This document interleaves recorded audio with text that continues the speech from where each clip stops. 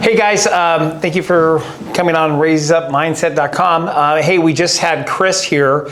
As you guys saw the first part of our podcast with this, great new info, great new stuff that's coming up. And Chris Swanson is a innovator when it comes to technology and what he's doing, and I think this is going to be next level stuff that's coming up. So if you guys haven't seen this podcast, first watch the first one and then definitely watch the second one. You're going to want to see all the info on this, and this might be able to relate to your business and how you do business and save you time and money. Well, and I don't think it's going to be a might. This is absolutely leadership relatable, and Chris has just got some interesting insights. So part 2 coming up. Yes.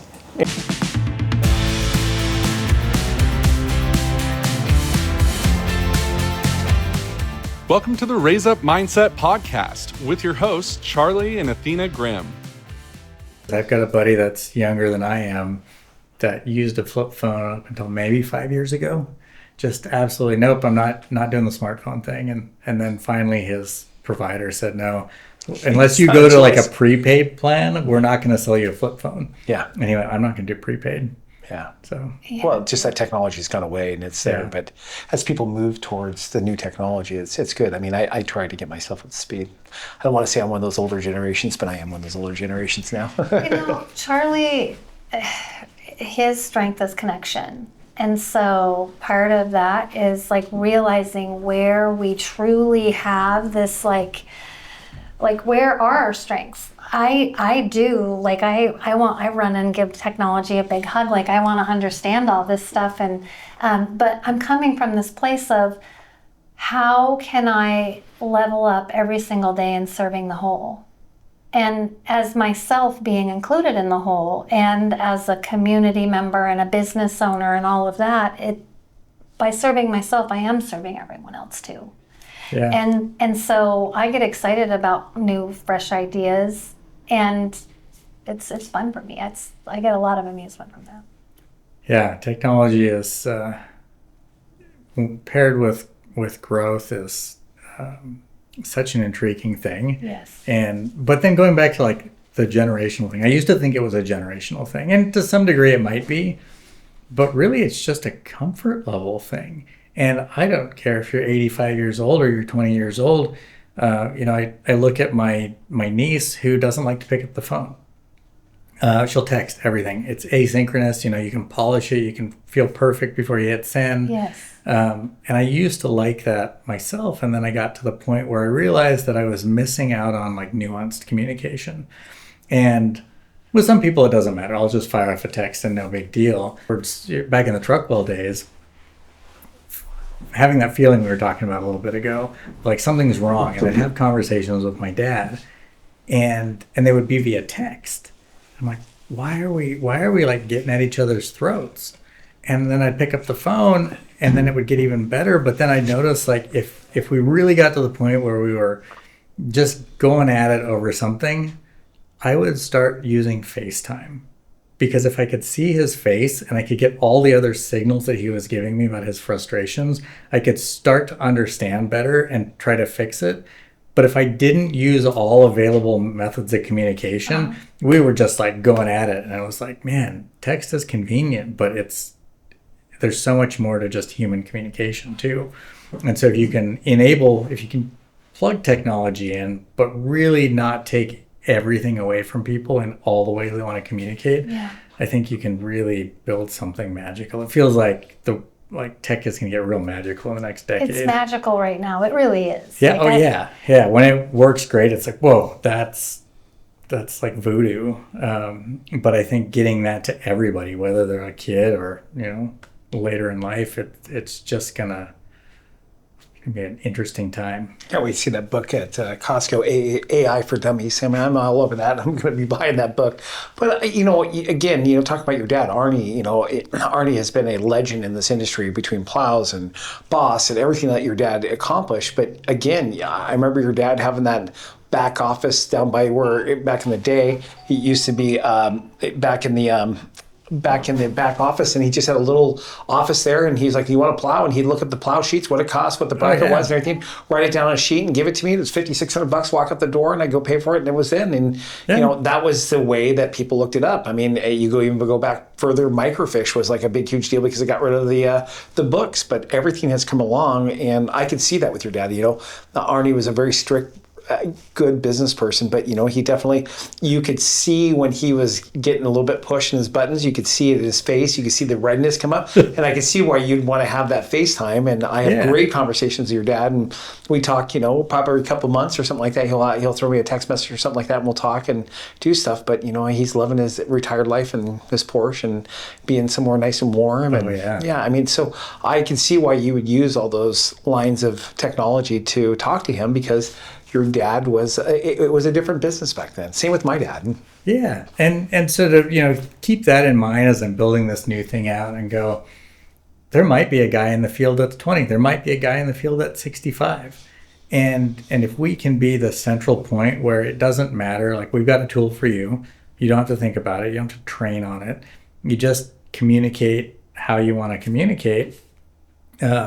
You know, then the job is done. Like going back to the example I was given with the cable and having it delivered to City Hall, like that guy only had to tell me a very few amount of things. But the nice thing about all the data that we have access to now is I can ask, whether it's Google or ChatGPT, he said, I need 4 boxes of cable. Okay, what's the standard size box in electrical contracting? Oh, it's 1,000 feet. Yeah. And it's this type. And I can put that in the confirmation to him, but I don't have to have this back and forth. Like, do you want this color? Do you want this style? Do you want this? Did you mean 500 feet? And I think back to one time I was bidding a really big job for ConocoPhillips back in the truck build days. Sure. And we're getting different specs for different trucks, and each truck had a different spotlight on it. But we knew they all wanted the same one. And so we're kind of nitpicking the RFQs going, hey, you know, can we use Model X for all of these? And by the 6th or 7th email, it was like, just give us a quote. We're done answering questions. And I realized how annoying I was being, because for them, whether it was an A model or a B model didn't matter. They just wanted the job done, and it wasn't worth their time to go through and, you know, like, cost is the cost, and we're going to be flexible.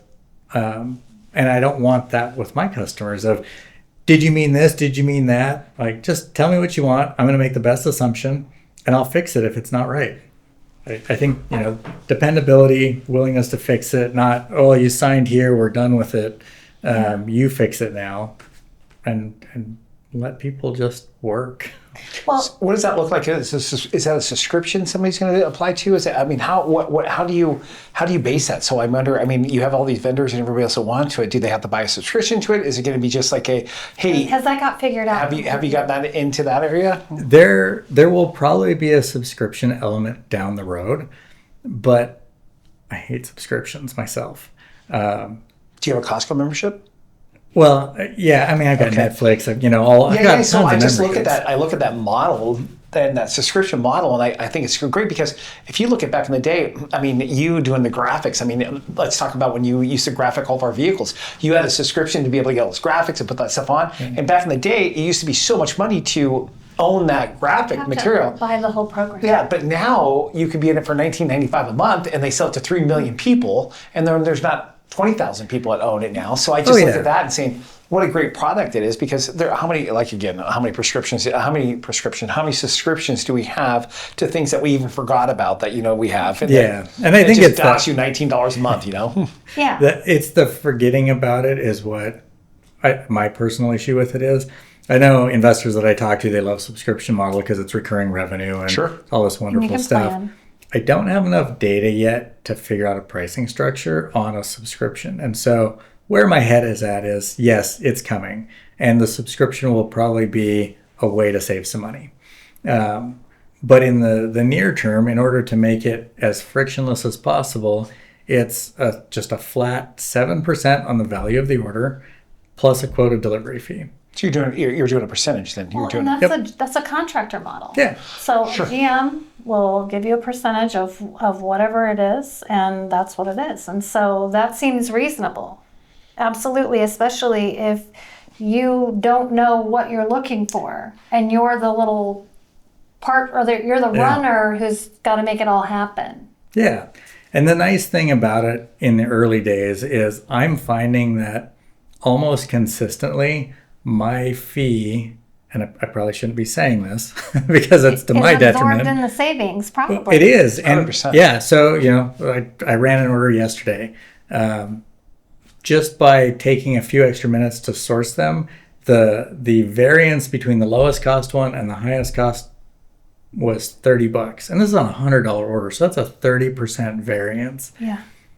My fee was 15% of the value of the total thing. So they saved $15. They paid me $15. Everything's automated, and They got their stuff. they got their stuff and saved $15.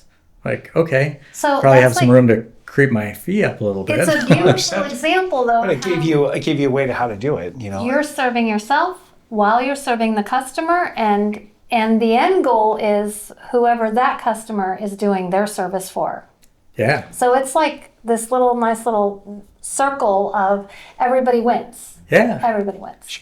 Everybody If they has- don't win, then they don't want to be part of that whole subscription. I mean, so Yep. it gets the players in there.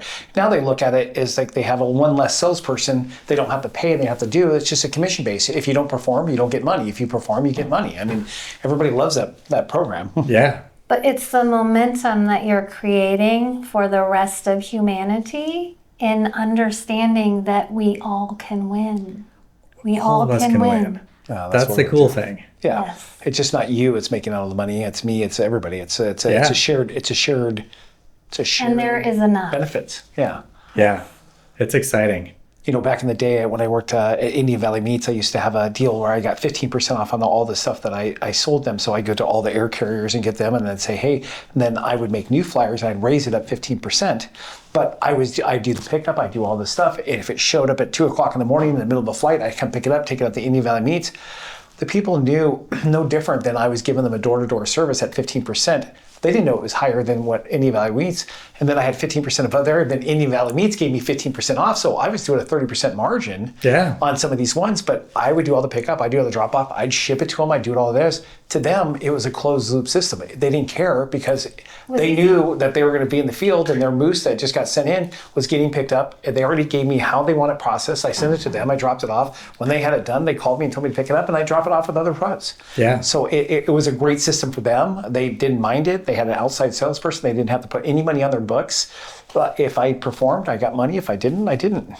Well, Chris, we just built a house. I don't know if you probably know that. Yeah. And so it's just being in that experience and seeing how the general, because we got charged a percentage on whatever. 15%.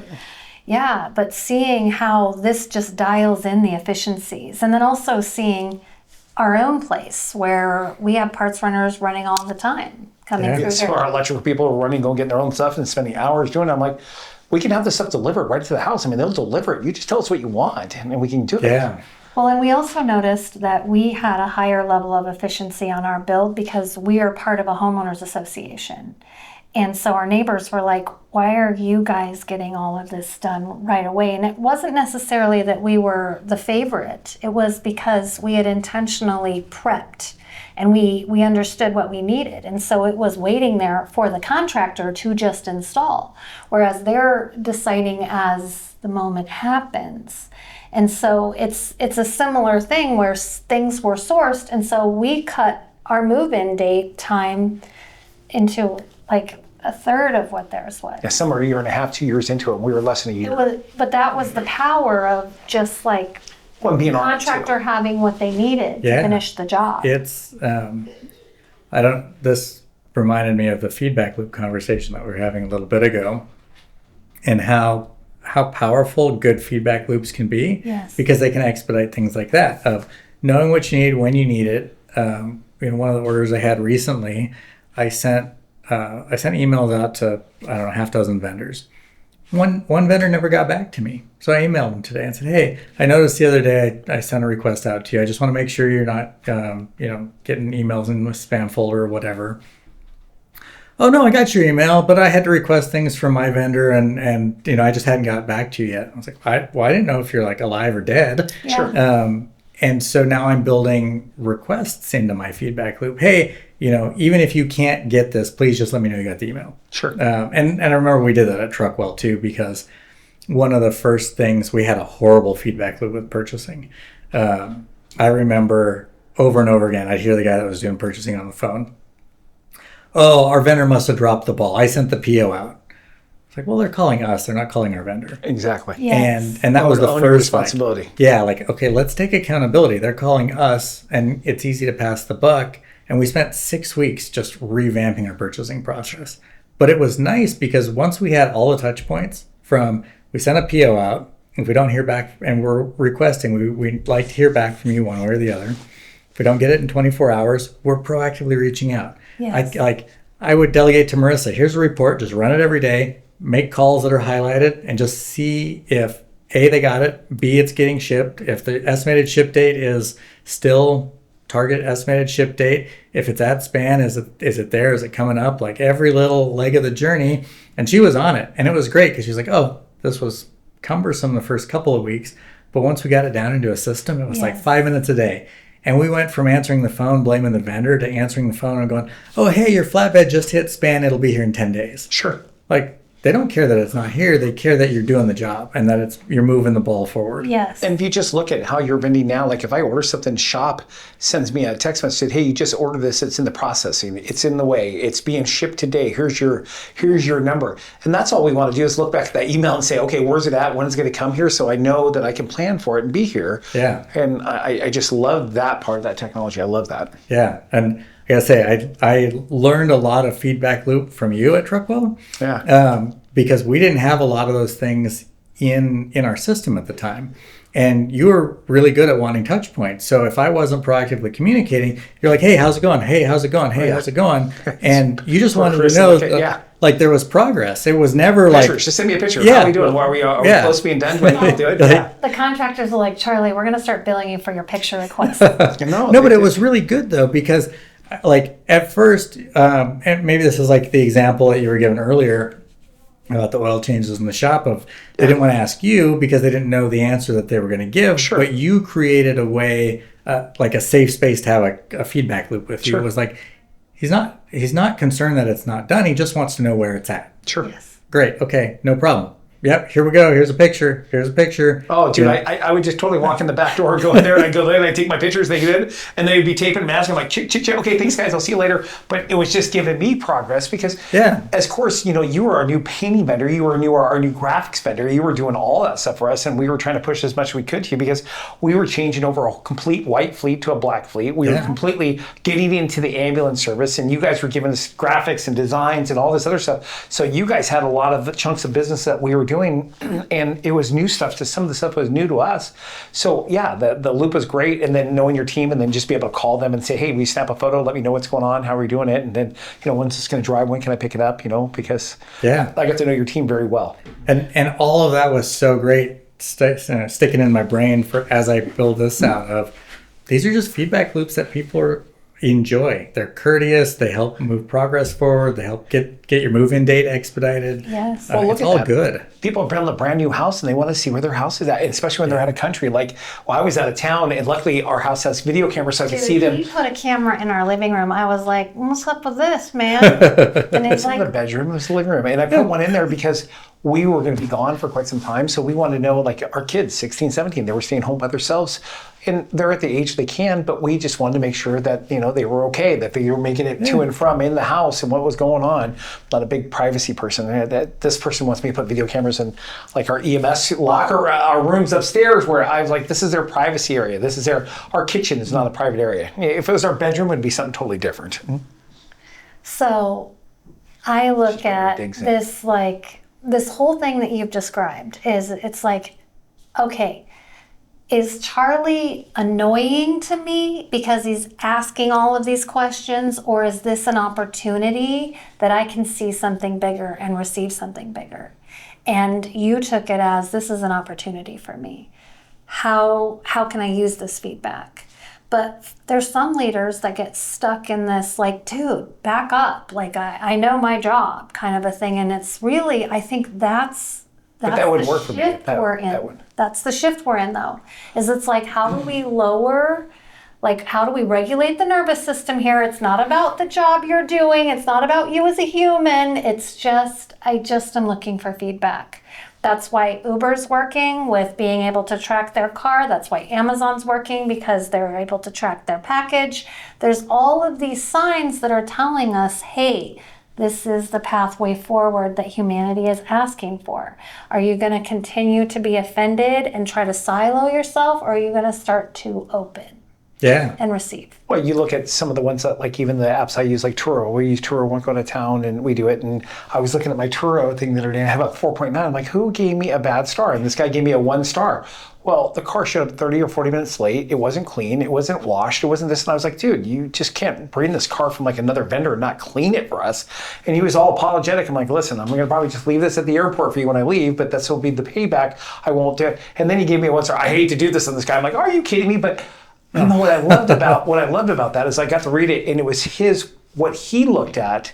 He saw his perspective. His perspective, and my perspective was totally different, but it didn't make his perspective wrong. It didn't make mine wrong. Yeah. But what I love is there was a feedback loop that somebody can go into. Even though I have 37 rentals, I only have one star. Everything else is 5 stars and 1 4-star. It was their perspective. And everybody's like, he's a great communicator. He's this, like this. We even had an accident when we had this last one. A lady backed her car up into us and hit us. I called the lady immediately. It was a small crease in her Range Rover. It wasn't very much. They took accountability right away. We sent them all the information. She's like, thank you so much for taking all the time to make sure my car is right. But I want it done on my own. So I love that feedback loop. And then one that really resonates with us too is our short-term rentals. I mean, Airbnb and STRs and all those things. I mean, those people, like you have a problem and you take care of it immediately. They're like, listen, we had a water leak in a wall. Like, how are we ever going to know this? But they called us immediately. We sent a vendor, we sent a contractor, we stopped it immediately. They lost like a half an hour's time and you'd be able to use a shower, but we got it fixed immediately. It didn't cause a lot of damage for us, but the feedback loop was amazing. And she just thought we were rock stars because on a Saturday we showed up at 5 o'clock in the evening with a vendor to fix the water leak and then didn't lose them any time at all. So again, the feedback on that, it was like, hey, we're going to get there, we're going to fix it, we're going to take care of it. But it's stepping into everything that you, like it's a decision that you make, that you're going to stay open and stay curious instead of having this assumption piece that you're taking like personal pain over. It's like, nobody could have foreseen a leak in the wall at 5 o'clock on the weekend. Brand new PEXing. But it's how you show up. And that's the piece where I think the human factor comes in. Like that's the piece that's never going to be replaced. Is it's like, okay, we're all here in the background with the human touch and we've decided this is the pathway where we're going to make this right. Yeah. Yeah. It's, And that's why FaceTime worked with your dad. That's why that's why it worked in that instance. Well, I was able to call them too, and it wasn't like this AI generated email, like, I'm so sorry. I mean, I've seen those and they're great, and they say everything perfect, but it's almost like it's too perfect and it didn't come from us. Like, oh, I'm so sorry that you guys endured this. Yeah, the human factor of it. And I think that we all long for that sometimes, and just, hey, let the person vent about what happened and let me tell you what I want to do to fix it and how sorry I am and how can I make this up to you. And 9 times out of 10, like even like if we have something on a bad meal, it wasn't because we're looking to get a free meal out of it. We just wanted to give them feedback like, hey, we ordered this medium rare and it came back done. Sorry, can I get a new steak? But hey, your waiter's awesome. Everything else is good. It just got cooked too much. They need that feedback so they can not lose that $37 steak. Right, they can turn the temp down on their stove 100%. so the rest of their customers get good. Don't do 27 steaks at one time. Let's knock it down to 16. How can we fix and do the feed lip on this? And Chris, your idea of things there, we have a couple ideas in our manager meeting that we had that I can use some of that technology now that would help us for this summer. I mean, like, there is so many of your technology on that we would like to know how we can get it involved into our systems too. Yeah, I mean, I'd be more than happy to sit down with you guys and just give you pointers on what direction I'm going and see if there's any way I can help out. And see if there's some investors out here. I mean, that sounds like, sounds like you've got some opportunities to 100% in creating momentum around this whole idea. And you think the plumbing and the electrical and everything else that you're doing, and sourcing wood. I mean, like wood is a tough thing to source. I mean, 2x4s, straight 2x6s, sheets of plywood. How much is it around here? What is this person selling it for over here at Our supply stuff, that was an interesting experiment we were running. Oh, yeah, like we were able to, our contractor was so great. And so we're doing our brand new house and then we're doing our reconstruct up at this other house and we're doing some things up there. We're calling constantly trying to figure out who's the best deals and what we can do from Lowe's and what's the desk going to do for us and how much are they going to take off of this. I mean, we had a lot of man hours and energy in Athena. I mean, she's got everything down on the... I kind of dialed it into some things, so I feel like it wasn't a burden for me because of the resources I had, but I identified team members, just like I identify, there's like a core set of team members that supports our family. Our housekeeper is one of them. Our assistant is one of them. Like there's these different pockets that overlap each other that are part of Team BAC, AMT, Team Grin. And when you have like Team Short-Term Rental, and I got those guys on speed dial, and we're all lined up, and it's like a system. Yeah, no, this is a little bit of a direction change from where we've been going, but teamwork is something that I've had such a perspective shift on in the last decade. Like stepping into Truckwell, that made me realize what a team is and what it needs to be. But from high school into my 20s, I was, I probably had that like millennial, like late Gen X and a millennial, like I'm a shining star mindset. I'm an individual and I can do everything myself and I should be the best person in the world. And so I didn't play team sports. I ski raced, I snowboarded, I did individual track events. And then I realized in my 30s, just because I was doing an individual activity didn't mean I was without team. Yeah. I had family, I had trainers, at one point I had a nutritionist, and it was just like, wait, that is my team. Like that is your friends, like, your family. All Yeah, that's I'm your part doing of a the team sport, no matter what it is, business, sports. Like there isn't really anything you can succeed at as an individual. And so it's been fascinating to just continue to explore that. Like how do I continue to broaden my horizons on what is a team and how we can bring everybody together to really like make something great? Yes, I agree. it is good. Yeah, as one individual, you can only do so much. Yeah. We're limited. Yeah, and I used to be very, very particular about how I like things, and one of the first things this summer, my CTO, he goes, "I found an intern for you." He teaches at a private school, and one of his students moved on, and was like, "This kid wants an internship, and I think he'd be great. You just hand stuff to him, and he'll code for you." I don't know if I like the thought of that. And so I pondered it. I got introduced to the kid. The kid seemed just whip smart. Blockage. Yeah, totally mine. And then the kid was brave enough to say, "I don't like the computer programming language that you're using. If I do this, can I change the technology?" I thought about it for a second and I went, well, the consumer doesn't really see the underlying tech. They're not going to care. And I said, "Do you want to own this thing? Like, if you change it, it's going to be your baby. And I want you to move at the speed that you can move the fastest at. And Yes. So if you like this technology, then yeah, do what you need to do to do this at the speed you want to do it at. And if it's faster for you, great. It's all yours."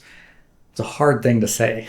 It was such a hard thing to go, "No, you're gonna own this little piece of the puzzle. And as long as it does A, B, and C, that's all I care about. D through Z, it's all you." How'd that work?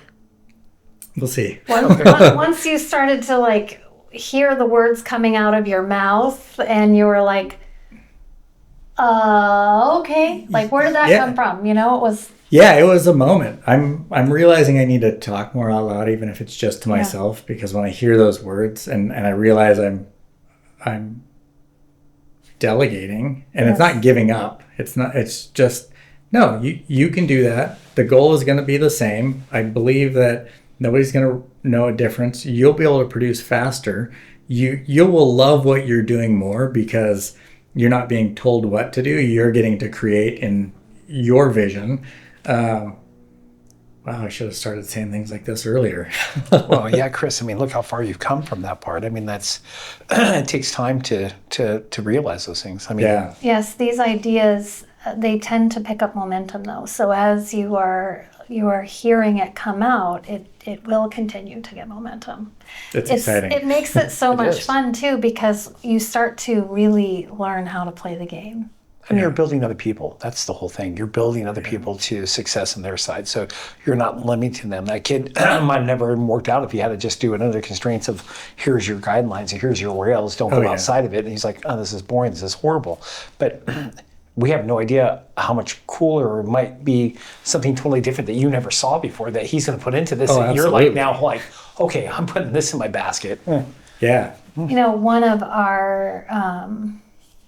the things that makes BAC and really the patterns that ripple through each organization that we own is we value aligned partnerships. And part of understanding that alignment is giving each other room to like contribute to the piece of it. And you can tell when you're not in alignment because there's a constant resistance and it doesn't even make sense. It's like, I remember it was even as simple as I was hiring a new housekeeper at one of our properties. And for some reason, I just couldn't get aligned on the schedule. And I was like, this is interesting. I can't seem to get on her schedule, or she can't seem to we can't connect. And then we finally connected and she came and did the walkthrough. But then afterwards, it was a friendly encounter, absolutely. But then afterwards, there was more resistance on the phone. Well, we don't really do this and we don't really want to do that. And I was like, I think that this seems like a great company and I'm just noticing we have this resistance that just doesn't have to be. And thank you for coming and taking the time to meet me and making that okay. Yeah. Yeah. It's, that is a thing that I'm still learning, is it's okay to say no when the alignment's not there. Yes. Just because there's an opportunity doesn't mean you need to take it. There's going to be so many more people who are aligned with you, what you're going to do, that you won't have to work near as hard. And yes, that's the key. You can go way farther, way faster once you start dialing in. Ooh, I'm getting that weird vibe. Like whatever you want to name it. It doesn't have to be weird, but I'm feeling this similar vibe. I know I'm not in alignment with this personality or the vibe they're putting off, whatever, and I'm just going to keep going this direction. But it takes tuning in and really cultivating that I trust myself. I think you figured that out just like with your dad, just doing that little FaceTime, just having that conversation with your girlfriend just about the milk. I mean, it's just small things that nobody means any harm for it, but it's the communication part of it and then being open to receive it and be able to give it. Yes, it's good stuff. Yeah, Chris, man, it's crazy to see how much more that you've grown from that point to this point. I mean, I remember talking to you on the beach and you're just programming software and doing stuff and having a great old time. And then, the truckload days. I'm going to do this for a little while. Yeah, I'll be over here for 5 or 6 months. I'm like, shit, why'd you even say a truckload? This is great. You're just on a beach, hanging out, doing software stuff. But I love this new idea. We were just talking about an idea that I'm going to talk to you afterwards about this, but I think that your software could work really well into our systems, and I think it's major. I think it's huge that we can use it. Yeah, you're right on track with the way technology's headed and is already currently operating in some instances. So thanks. It is exciting. I'm feeling good about it. I'm feeling excited. Still a lot of little hurdles and a lot of big hurdles to get through, but it's covered by everything we've talked about today. Yes. And it doesn't seem scary. It doesn't seem insurmountable. It's just a lot of conversations to be had and getting everybody aligned or finding a solution that gets them aligned. A year ago when I thought about this, it went from, okay, I'm going to need a small warehouse. I want parts on demand. Like I want to be able to deliver immediately. And there was a lot of resource requirements. And then when I got 2 business partners involved, they're like, we don't want any assets. We don't want a warehouse. We don't want to own parts. Drop shipping. This is going to be a pure software company. And I thought a little bit and I went, okay, you're probably right. Like you're way older and wiser than I am. So, I'm just going to trust because you've done things, you know things, Yes. and we've got a relationship long enough that I trust what you're saying. And then I started to run into friction because the first model was we're gonna run everything through, have central billing. You're gonna buy from us. Our name's gonna be on the invoice. And I went to open my first account at Parts House, and on their questionnaire for new accounts was, "Are you gonna resell our parts?" Well, yeah.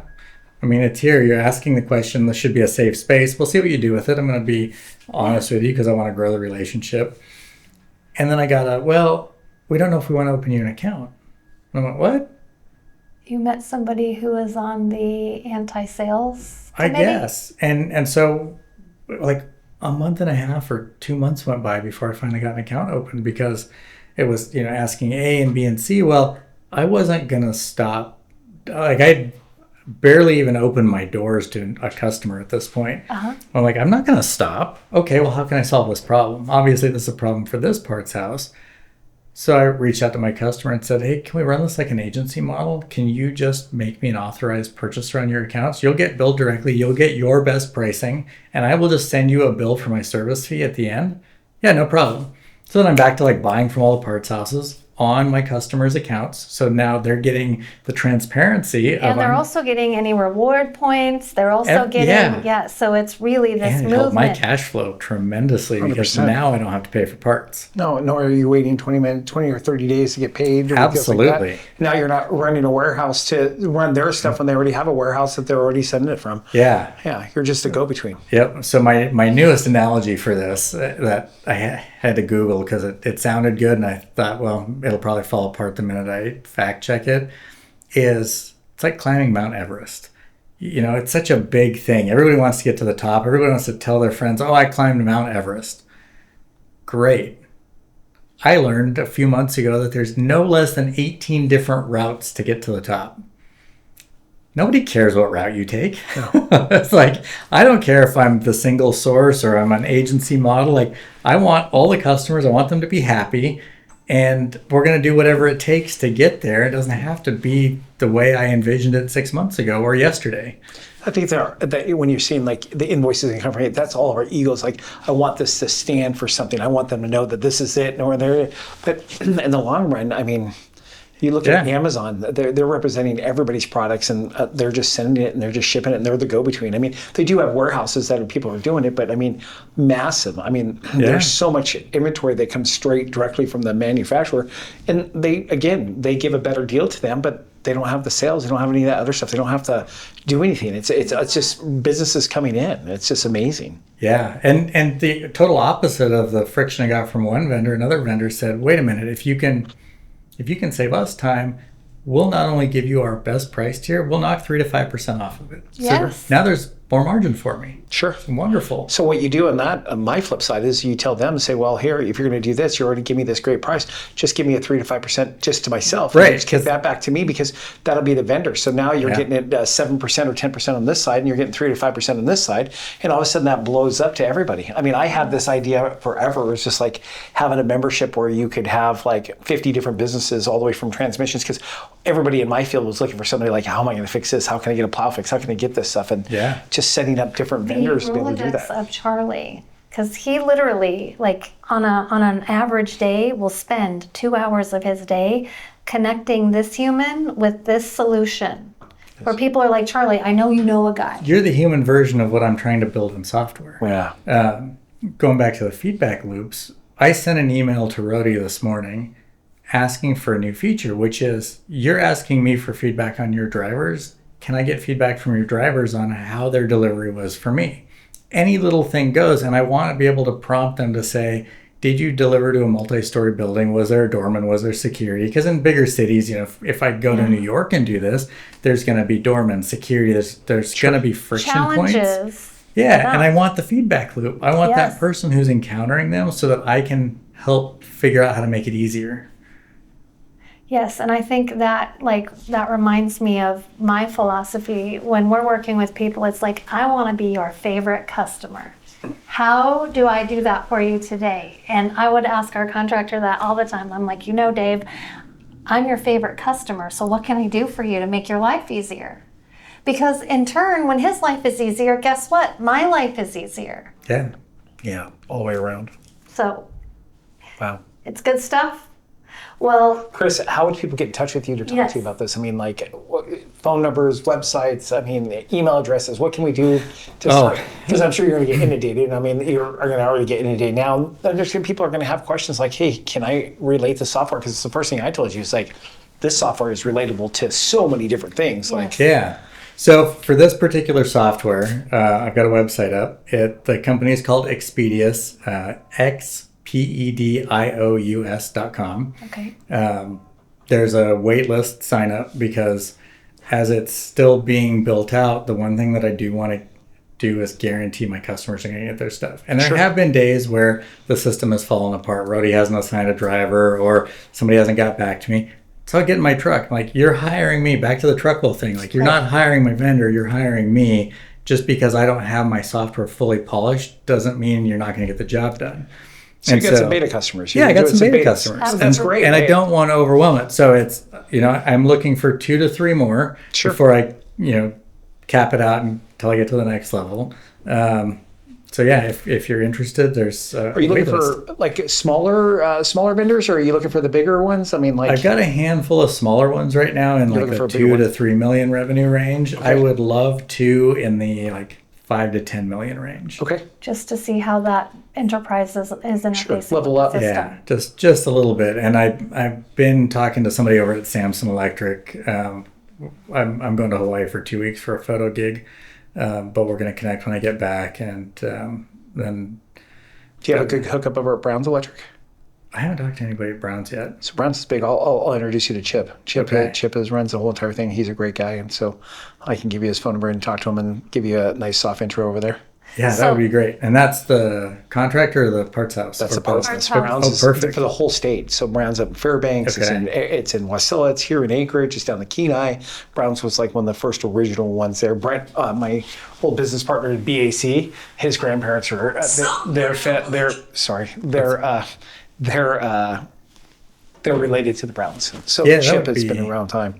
Oh, So if somebody goes to your website, and is there like an inquiry form there, or there's an email wait list form. Just Okay. one field, Fill it email out. address, hit send, and And we'll have our guys, we'll type it out. So when you say that, we'll perfect. have it all typed out so it'll be there so they can see it'll it be in the comments. and be in the comments.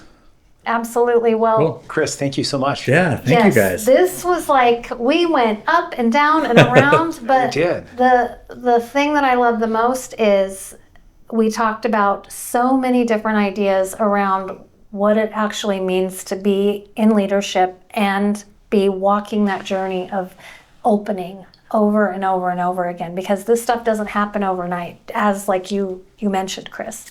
It's like I heard the words coming out of my mouth that I was telling this guy, but that's what it's going to take.